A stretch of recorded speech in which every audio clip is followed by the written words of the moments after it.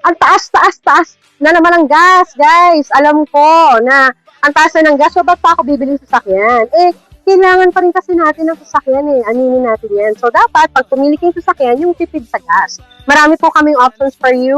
Meron kaming hatchback, meron kaming sedan at SUV. So, kahit na tumataas ang presyo ng gas, alam ko na kailangan pa rin natin ng sasakyan. Kaya, bisitahin nyo na kami dito. Kung cash buyer ka, mas makakatipid ka sa amin. Meron mga discounted price yun.